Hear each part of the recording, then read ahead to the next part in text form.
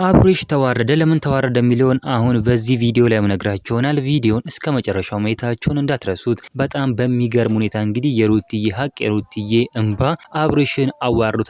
የሰው መሳለቂያ አርጎታል ማለት ነው። አሁንም ገና ይሳቅበታል፣ ገና ይዋረዳል ማለት ነው። እሷ ላይ እንደዚህ የተጫወተባት፣ እሷ ላይ እንደዚህ እያሴረባት፣ ሴራውን እየሰራባት፣ ተንኮሉን እየሰራባት ማለት ነው። ነገር ግን እሷ ሩትዬ የኛ ጀግና ይሄው ዛሬ ተከብራ ከማንም በላይ ከፍ ብላ ትገኛለች ማለት ነው። አብርሽ ግን ተዋረደ። ገና ምን አይታችሁ ገና ይዋረዳል ማለት ነው። የሩትዬ እንባ ያለቀሰችበት እንደዛ ሶፊ ለፊት ያዋረደበት የኦዲየንሱ እኛ ደግሞ የኦዲየንሶቹ ራሱ እንባ ያለቀስንበት የሩታ አምላክ ያለበት ማለት ነው። ገና ያዋረደው ይገኛል። እንኳንም ተዋረደ ማለት እንፈልጋለን። ይሄው እንደዚህ ነው። ሴሰኛ ሰው ምናምን እንደዚህ ነው የሚደረገው ማለት ነው። ይሄ ደግሞ በጣም ከባድ ውርደት ነው። እውነት ለመናገር ከሆነ አብርሃም እንግዲህ በጣም ተዋርዷል ማለት ነው። ገና ይዋረዳል። የሩትዬ ሀቅ ይውጣላት እንላለን። የሩትዬ ደግሞ ሀቅ ይወጣላት ይገኛል። ሩትዬ ደግሞ የፈለገችውን አማርጣ የፈለገችውን ከአብርሃም በላይ እንጂ ከአብርሃም በታች አታገኝም። የፈለገችውን አማጣ ማግባት ትችላለች። የኛ እንቁ የኛ ጀግና በጣም ጠንካራ ሴት ናት። እውነት ለመናገር ከሆነ እኔ ሩታ የምጠሉ ሰዎች በቃ እንጃ በጣም ጠንካራና በጣም የዋህ የሆነች ሴት ናት። ተንኮልም ሰርታ አታውቅም። እሷ